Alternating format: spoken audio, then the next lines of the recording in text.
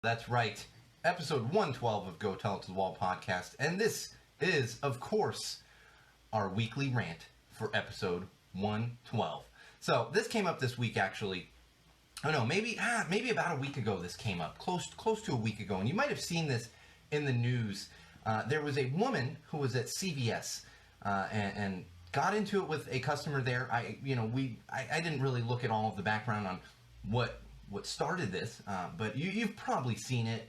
Goes up there with like the barbecue Becky's and all that stuff, and she's ranting and raving, not the fun kind like the ranting and raving that I do here in the studio for Go Tell It to the Wall, and not talking like making phone calls and being kind of rude. No, spouting off very, very, very hateful language.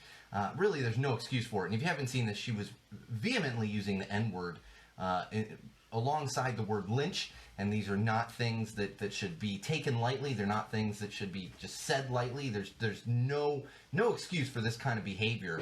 And the funny thing is, before this blew up on all the news outlets, and I saw it start blowing up on the social media platforms and everything else, there's this website, this app called Nextdoor. You're probably familiar with it. I believe it's nationwide by now, but we have it here in Los Angeles. And I use it. I go on there once in a while. It is useful for information. I've posted a few things on there. Like, for example, we've had this helicopter flying around LA, our area, for a few days now, and just sits and hovers, and everyone was wondering what was going on. And sure enough, you go on Nextdoor and find out that it's the electric company surveying power lines. So really, I'm talking 20 minutes after this happened at CVS here in Eagle Rock, which is my neighborhood. It's right next to Highland Park, for those of you not familiar with it. It was posted on Nextdoor. I saw this before it even blew up in the news, before anyone picked it up. Of course, KTLA picked it up, and all the BuzzFeed, I think a whole bunch of sites picked it up and started talking about it and posting about it like a day after I'd seen this.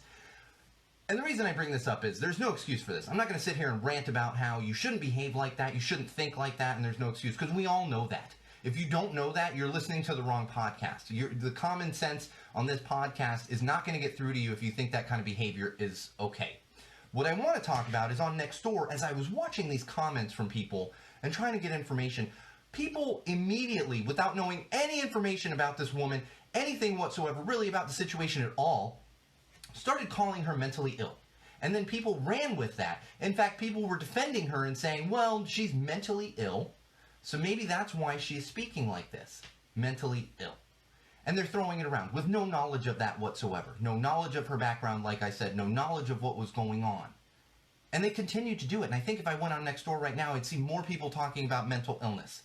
And that is one of the most frustrating things that can happen, especially, it should be frustrating for anyone out there, but especially someone who suffers from a mental illness the way I do. To see those words just thrown around there. She's acting crazy. Well, she's mentally ill.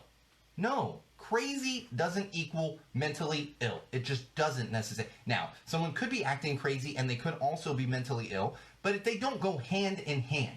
And sure enough, we go to find out over the few days after that's posted that she was intoxicated, actually drove out of the CVS parking lot very, very rapidly, and drove on the wrong side of the road on a major thoroughfare here in my area, in Eagle Rock, but in my area, which is Colorado Boulevard. For those of you that are familiar with the Los Angeles area, Colorado Boulevard running through Eagle Rock, very major road. She's driving on the wrong side of the road. But again, mentally ill. Everyone's throwing this around. And I talk about this. I talk because I'm sure those are going to come out soon too, the obsessive Christmas disorder stuff, and I'll probably have to rant about that shit again because I have to do that every freaking year. The way you need to look at it is, would you start throwing around the R word? I'm not even going to say it, but a word that we learned years ago. And I'll admit, even me as a kid, I'm sure I used it as a kid. We didn't realize it was offensive.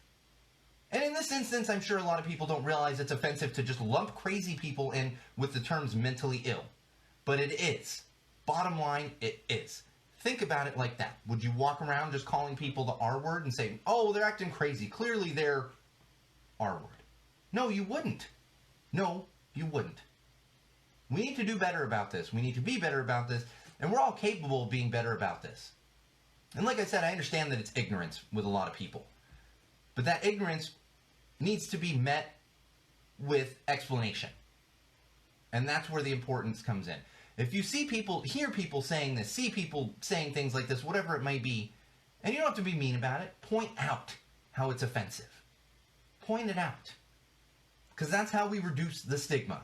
That's how we make it so these kind of terms are not just thrown around and made people like myself feel like less of a person. Because honestly, I read these comments and I was like, oh, we have not come as far as I would like to think we have in terms of mental illness and minimizing that stigma. Just like we talked about the mass shootings, and everyone wants to go mental illness, mental illness. Look at the statistics. Look at the facts. More times than not, a mass shooter is not mentally ill. In fact, much more times than not, they're not mentally ill.